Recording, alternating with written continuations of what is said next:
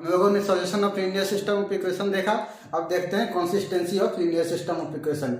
इसमें देखेंगे कि हमारा जो सिस्टम ऑफ इक्वेशन रहेगा वो कंसिस्टेंट है या इनकंसिस्टेंट। उससे पहले हम कुछ चीज़ों को इंट्रोड्यूस करा देते हैं। हमारे पास ये लीनियर सिस्टम ऑफ इक्वेशन है। अब हम क्या करेंगे, इसका जो कोफिशिएंट है उसका एक मैट्रिक्स बना लेंगे। देखिए इसका कोफिशिएंट है 5 3 7 5 3 7 3 26 2 3 26 2 7 2 10 7 2 10। इसके कोफिशिएंट का मैट्रिक्स बना लिए। अब इसका नाम दे देते हैं ए, मैट्रिक्स ए।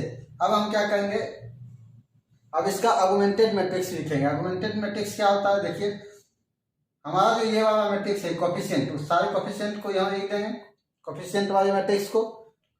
उसके बाद हम क्या करेंगे, इस बॉक्स को सेपरेट कर देंगे डॉट डॉट लाइन से।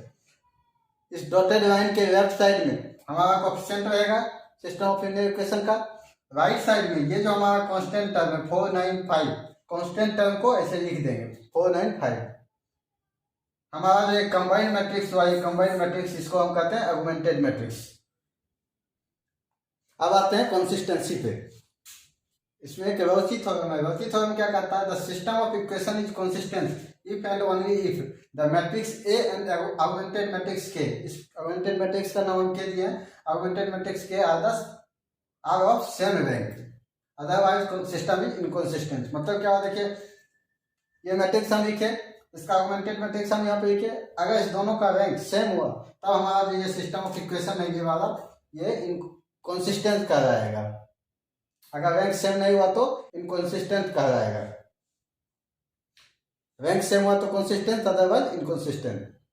अब थोड़ा सा और इस दोनों को समझते हैं। देखिए रोची थ्योरम क्या करता था, जब मैट्रिक्स ए का रैंक और उसके आर्गुमेंटेड मैट्रिक्स का रैंक सेम होगा तब हमारा सिस्टम ऑफ इक्वेशन क्या होगा, कंसिस्टेंट। अगर रैंक सेम नहीं हुआ तो इनकंसिस्टेंट। अब देखिए जो सिस्टम ऑफ इक्वेशन इनकंसिस्टेंट हुआ उसमें नो सॉल्यूशन होता, उसका कोई सॉल्यूशन नहीं होता। वैसे भी अब तक हम ये जानते थे इनकंसिस्टेंस किसको कहते हैं, जिसका कोई सॉल्यूशन नहीं होता है। जिसका सॉल्यूशन होता है उसको कंसिस्टेंस कहते हैं। अब तक 12th स्टैंडर्ड तक यही जानते थे हम, जिसका सॉल्यूशन हुआ उसको कंसिस्टेंस, जिसका सॉल्यूशन नहीं हुआ उसको इनकंसिस्टेंट। तो रोची थ्योरम में बस एक्स्ट्रा ये है, जिसका रैंक सेम होगा उसके आर्गुमेंटेड मैट्रिक्स से उसको कंसिस्टेंस बोलेंगे, अदरवाइज वो इनकंसिस्टेंस हुआ। अब ये तो इनकंसिस्टेंस हो गया, खत्म है। रैंक इक्वल नहीं होना चाहिए और उसमें नो सॉल्यूशन होगा जो इनकंसिस्टेंट। अब इसमें देखिए पहला कंडीशन, रैंक इक्वल होना चाहिए मैट्रिक्स ए का और उसके आर्गुमेंटेड मैट्रिक्स का। मैट्रिक्स ए आर्गुमेंटेड मैट्रिक्स को ए भी क्यों लिखते हैं, देखिए हमारा जैसे सिस्टम है इसको हम ए एक्स भी लिख सकते हैं, ए एक्स इक्वल टू बी। तो मैट्रिक्स ए हमारा क्या होता था, मैट्रिक्स ए और इसका आर्गुमेंटेड मैट्रिक्स क्या होता था, इसी के बारे में डॉट लगा करके इस कांस्टेंट को लिख देते थे बी। तो ये आर्गुमेंटेड मैट्रिक्स को दिखाने का तरीका है। तो मैट्रिक्स ए का रैंक और इसके आर्गुमेंटेड मैट्रिक्स का रैंक, इसके आर्गुमेंटेड मैट्रिक्स का रैंक सेम होगा। दूसरा कंडीशन क्या था, हमारे पास सिस्टम ऑफ इक्वेशन में क्या होता है, दो केस होता है, या तो सॉल्यूशन होगा या तो सॉल्यूशन नहीं होगा। तो जिसका सॉल्यूशन नहीं होगा उसको तो इनकंसिस्टेंट बोल दिए। अब जिसका सॉल्यूशन होगा उसका दो केस है, या तो यूनिक सॉल्यूशन होगा या तो इनफिनाइट सॉल्यूशन होगा। अब देखिए यूनिक सॉल्यूशन कब होगा और इनफिनाइट सॉल्यूशन कब होगा, जब हमारा पहली कंडीशन तो रैंक इक्वल होगा ही, जब रैंक उसमें नंबर ऑफ अननोन के बराबर होगा। इक्वल टू एन दिया है, एन है number of unknown, n number of unknown. Number of unknown क्या हुआ, जैसे इसमें हमारे पास कितना नंबर ऑफ अननोन है, एक्स वाई और जेड, तीन हमारे पास अननोन है।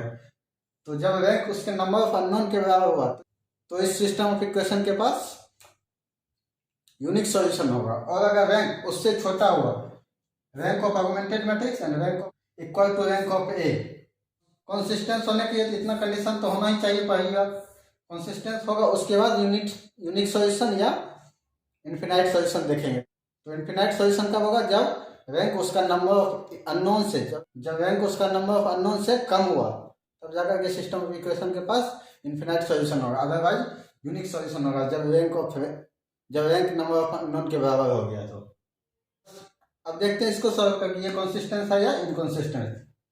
देखिए हमारे पास लीनियर सिस्टम ऑफ इक्वेशन दिया हुआ है। अब हमें पता लगाना है कि ये जो सिस्टम है वो कंसिस्टेंस है या इनकंसिस्टेंस है। तो सबसे पहले हम क्या करेंगे, इसका आर्गुमेंटेड मैट्रिक्स लिखेंगे।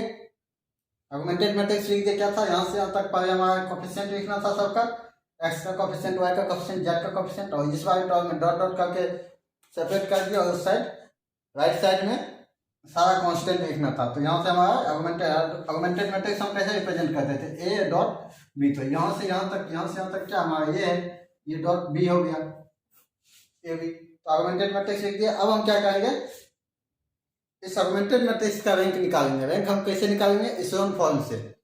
इशेलॉन फॉर्म में हमें क्या करना होता था, मैट्रिक्स को अपर ट्रायंगुलर मैट्रिक्स में बदलना होता था। तो चलिए पहले इसे इशेलॉन फॉर्म में बदलते हैं, फिर देखते हैं इसका रैंक क्या आएगा।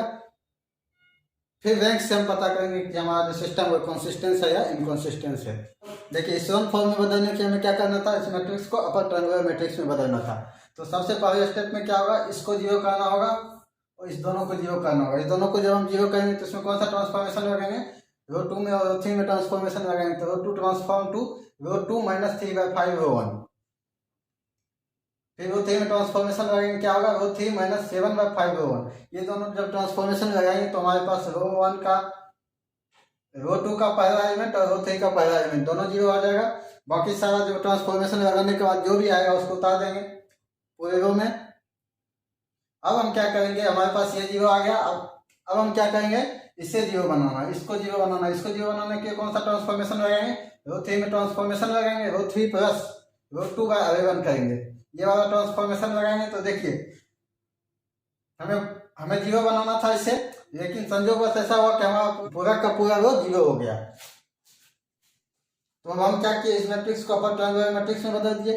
अगर हम चाहें तो रो 2 को भी सिंप्लीफाई कर सकते हैं, क्योंकि उसमें 11/5 कॉमन आ रहा है। लेकिन हमें उससे क्या मतलब है, हमें तो रैंक निकालना है। हम इस फॉर्म में बदल दिए। अब हमारे पास इस ऑगमेंटेड मैट्रिक्स का रैंक क्या आया। इशेलॉन फॉर्म से रैंक हम कैसे निकालते थे, इशेलॉन फॉर्म में क्या होता था, जब हम मैट्रिक्स को इशेलॉन फॉर्म में बदल देते थे तो उसमें जो नंबर ऑफ नॉन जीरो रो आता था वही हमारा रैंक होता था। तो इसमें नंबर ऑफ नॉन जीरो रो कितना है, पहला रो नॉन जीरो है, दूसरा रो नॉन जीरो है, तीसरा रो पूरा का पूरा जीरो है। तो इसमें नंबर ऑफ नॉन जीरो रो कितना हो गया, 2। तो इस ऑगमेंटेड मैट्रिक्स का रैंक क्या होगा, 2।